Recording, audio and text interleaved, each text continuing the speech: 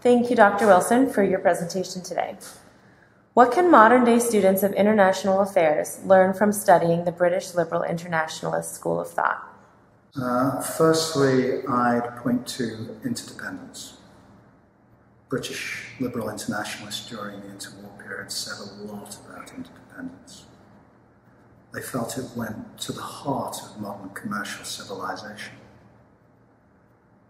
The second thing I think one can take from looking at these writers concerns war. And it relates to the first point. The quality of war, and war as a phenomenon, had therefore both qualitatively and quantitatively changed. And that was highly significant. War could no longer be thought of as heroic and exciting and glamorous as it once was. Thirdly, very importantly, international cooperation.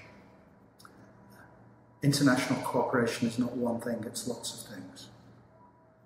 Interwar liberal internationalists made a very important contribution in showing the variety of ways of which states already, by the time of the First World War, were engaged in quite elaborate networks of cooperative activity.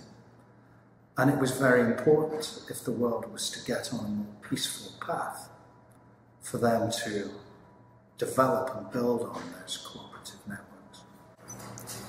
How would these British liberal internationalists interpret the current insecurity in the balance of power of the international system today? First of all, they were not great fans of the balance of power.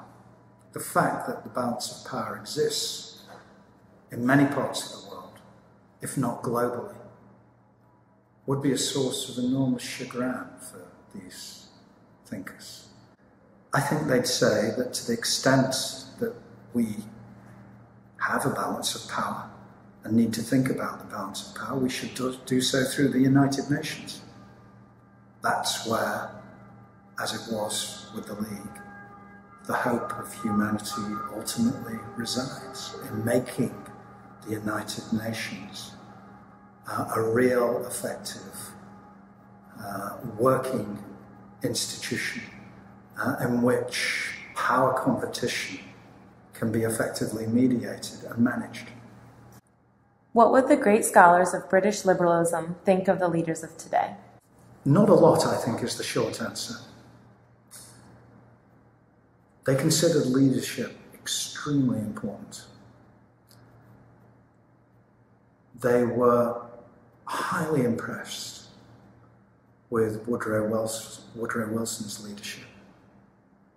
I'd conclude by saying that when Obama came to power in 2008 and shortly won the Nobel Peace Prize, the interwar liberal internationalists would have had no problem with that at all. They would have celebrated Obama's election as they celebrated Woodrow Wilson's leadership. At last, we have a statesman with genuine vision and moral integrity, who can look beyond short-term and parochial interests, and someone who has a sense of the good of the world as a whole, even though he hadn't yet done anything in the international realm.